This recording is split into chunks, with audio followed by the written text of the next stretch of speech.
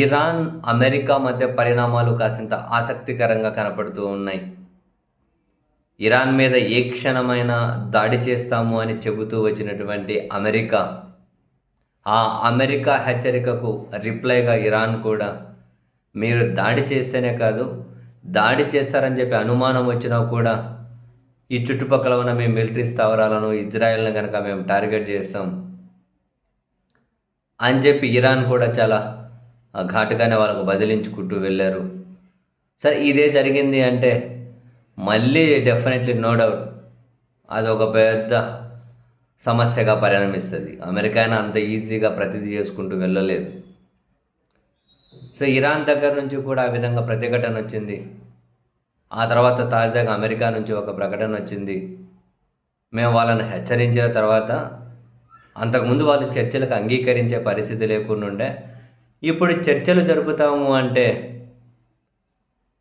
వాళ్ళు అంగీకరిస్తూ ఉన్నారు.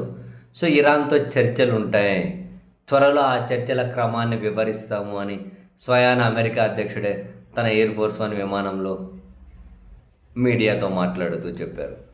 దాని మీద ఇరాన్ కూడా స్పందించింది. చర్చలు అంటే అది అమెరికా కోణంలో ఉండవు, ఉంటే మేము ఒప్పుకోం. ఇరాన్, అమెరికా ఇద్దరు కానీ ఆ చర్చల అంశం ఏకాభిప్రాయానికి వస్తేనే చర్చలు జరుగుతాయి. ఇరాన్ ప్రయోజనాల కోణంలో చర్చలు జరిగితేనే మేము అంగీకరిస్తాము. చర్చలకు మేము ఎప్పుడైనా కనుక ఏ దేశంతో చర్చలకైనా మా తలుపులు తెరిచే ఉంచుతాం, అవి ఇరాన్ ప్రయోజనాల కోణంలో కనిపిస్తేనే అని వాళ్ళు కూడా రిప్లై ఇచ్చారు. మరోవైపు ఇరాన్లో ప్రభుత్వ అనుకూల ర్యాలీలుగానే కనిపిస్తూ ఉన్నాయి. ఈ మొత్తం ఇంకో మరో ఇంట్రెస్టింగ్ ఏంటి అంటే అక్కడ ఇరాన్లో ఇంటర్నెట్ బంద్ చేశారు కదా, నెట్టు. సో అక్కడ సమాచారాన్ని బయటకు తీసుకోవడం కోసం స్టార్లింక్ సేవలు ఉపయోగించుకుంటామని చెప్పి స్వయాన అమెరికా అధ్యక్షుడే చెప్పారు. చెప్పిన తర్వాత స్టార్లింక్ ద్వారా అక్కడ ఏం జరుగుతుందో తెలుసుకునే ప్రయత్నం చేశారు. అయితే ఇక్కడ స్టార్లింక్ ఎట్లా వర్క్ చేస్తుంది మీకు తెలుసు కదా. స్టార్లింక్ ఉపగ్రహం ద్వారా వర్క్ చేస్తుంది. అంటే ఆ స్టార్లింక్ రిసీవర్లు ఏం చేస్తాయి, యూజర్ని లొకేట్ చేసి ఆ యూజర్ని ఆ యూజర్ని కనెక్టివిటీ కోసం యూజర్ తోటి జీపీఎస్ని వాడతారు. జనరల్గా వాళ్ళు ఒక అడ్వాన్స్డ్ టెక్నాలజీతోనే పనిచేస్తాయి. దాదాపు ఎంత ఇంటర్నెట్ బంద్ చేద్దాం అనుకున్నా ఏమంటారు, దాన్ని బంద్ చేయడం కాసింత కష్టంతో కూడుకున్న పని. కానీ ఇరాన్ ఆ స్టార్లింక్ సేవలను కూడా కొలాప్స్ చేసేశారు.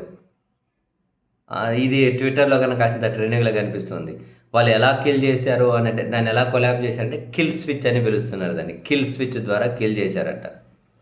అంటే ఇది ఏమంటారు, అత్యాధునిక ఒక మిలిటరీ ఎక్విప్మెంట్ అట ఇరాన్ దగ్గర. ఆ ఎక్విప్మెంట్ ద్వారా వాళ్ళు ఏం చేశారు, ఈ స్టార్లింక్ ఉపగ్రహం ద్వారా ఏ ఫ్రీక్వెన్సీని అయితే ఒక ఫ్రీక్వెన్సీ ద్వారానే రావాలి కదా ఈ సేవలు అనేటివి, ఆ స్టార్లింక్ ఫ్రీక్వెన్సీలోనే ఇవి చొరబడేసి మొత్తం వ్యవస్థను కొలాప్స్ చేసేస్తాయట. ఆ మొత్తం సిస్టమ్ని కలిపి కిల్ స్విచ్ అంటారట. సో అటువంటి ఎక్విప్మెంట్ ఇరాన్ దగ్గర ఉందట. అది స్టార్లింక్ను మించి అడ్వాన్స్డ్ టెక్నాలజీతో ఉందట. అరే మరి ఇరాన్ దగ్గరికి ఇది ఎట్లొచ్చింది అని చెప్పి ట్విట్టర్లో చర్చ జరుగుతుంది. రష్యా కానీ చైనా కానీ ఆ ఎక్విప్మెంట్స్ ఇచ్చి ఉంటారు అని. ఒక్కో ఎక్విప్మెంట్ కోట్లల్లోనే ఉంటుందట, అది డబ్బులు కోట్లల్లోనే ఉంటుందట. బహుశా చైనా కానీ రష్యా కానీ ఆ ఎక్విప్మెంట్ ఇచ్చి ఉండొచ్చు అని అయితే ట్విట్టర్లో పెద్ద చర్చ జరుగుతుంది అనమాట. కిల్ స్విచ్ తోటి స్టార్లింక్ సేవలను అక్కడ ఇరాన్లో అవి ప్రవేశించకుండా, అంటే ఇరాన్లో ఏమంటారు ఉపగ్రహాలు రాకుండా కిల్ చేసేసిందట. సో స్టార్లింక్ ద్వారా తెలుసుకునే ప్రయత్నం చేస్తామని అమెరికా అధ్యక్షుడు చెప్పడం, ఇమ్మీడియట్గా వాళ్ళు ఆ ప్రయత్నం చేయడం, ఇరాన్ అంతే ఫాస్ట్గా దాన్ని కొలాప్స్ చేసేయడం ఇంట్రెస్ట్.